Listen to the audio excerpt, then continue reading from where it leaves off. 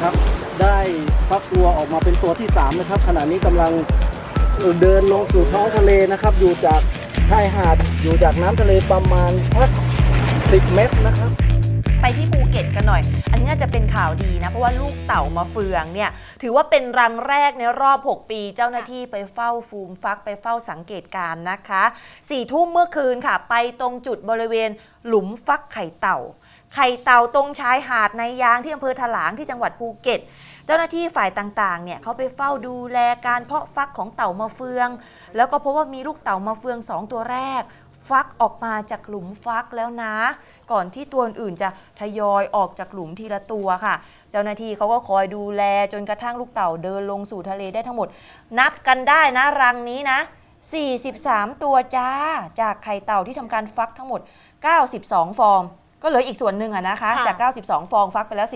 43ทีนี้พอหลังจากดูสถานการณ์ต่อเนื่องอีก2 ชั่วโมงเจ้าหน้าที่พิจารณาแล้วกลัวว่าลูกเต่าที่เหลือภายในหลุมเดี๋ยวเขาจะตายเพราะก้นหลุมสภาพมันอับชื้นเนี่ยเขาก็เลยทำการขุดทรายเพื่อช่วยลูกเต่าที่เหลือแล้วก็ช่วยลูกเต่ามาเฟืองได้อีก36 ตัวให้ขึ้นมาจากหลุมฟักนะคะแต่ว่ายังปล่อยสู่ทะเลไม่ได้นะเนื่องจากว่าต้องรอให้ถุงไข่แดงบริเวณหน้าท้องยุบตัวก่อนบางตัวก็มีการขยับตัวภายใต้เปลือกไข่ก็ช่วยเหลือโดยการให้แสงไฟเพื่อรักษาอุณหภูมิให้ใกล้เคียงพื้นทรายตัวที่แข็งแรงเนี่ยเขาก็จะทยอยปล่อยลงสู่ทะเลต่อไปตัวที่ไม่พร้อมจะอนุบาลไว้รอให้สัตวแพทย์เขาทำการดูแล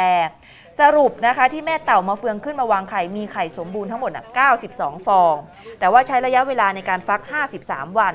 แล้วก็พบไข่ฟักตัว79 ฟองไข่ที่ไม่ได้รับการผสม12 ฟองแต่ว่าก็มีลูกเต่านะตายด้วย1 ตัวค่ะสำหรับไข่เต่ามะเฟืองเจ้าหน้าที่ก็เคลื่อนย้ายมาจากหาดในทอนที่ตำบลสาคูเป็นจุดที่พบแม่เต่ามะเฟืองขึ้นวางไข่เป็นรังแรกในรอบ6 ปีเลยนะของภูเก็ตนะคะพบเมื่อวันที่10 มกราคมที่ผ่านมาเมื่อต้นปีเองแต่ว่าเนื่องจากจุดนี้เป็นจุดที่น้ำทะเลท่วมถึงแล้วก็มีประชาชนนักท่องเที่ยวเยอะก็เสี่ยงต่อการรบกวนเขาก็เลยเคลื่อนย้ายมาฟักในพื้นที่อุทยานแห่งชาติสิรินาถแล้วก็จัดกำลังดูแลนะคะซึ่งตอนนี้ก็ยังมีไข่ที่รอการฟักอีก2 รังบริเวณพื้นที่หาดไม้ขาว1 รังคาดว่าจะฟักตัวในสัปดาห์หน้าแล้วก็อีก1 รังในเดือนเมษายนคาดว่าทั้ง2 รังเนี่ยก็เป็นไข่เต่ามะเฟืองด้วยนี่ก็ถือว่าเป็นสัญญาณความอุดมสมบูรณ์ของท้องทะเลของธรรมชาตินะคะก็ให้เขาได้เฝ้าฟูมฟักแล้วก็ให้เขาได้ลงไปอยู่ในทะเลนะโอ้โหวางไข่เป็นครั้งแรกในรอบ6 ปีเลยเป็นฤดูวางเป็นวางไข่นี่ช่วงที่นี่เขากระดึบไปค่ะท่านผู้ชมค่ะน่ารักน่าอินดูนะใช่กว่าจะไปถึงทะเลได้นะเอาใจช่วยนะคะที่เหลืออยู่เอาใจช่วยเจ้าหน้าที่ด้วยเพราะเจ้าหน้าที่เขาก็ต้องทำงานหนักเฝ้าฟูมฟักในช่วงกลางคืนนี่น่ารักมากเลยอ่ะคุณโอ๋ดูสิขอให้แข็งแรงลงไปสู่ทะเลนะลูกนะยังมีอีก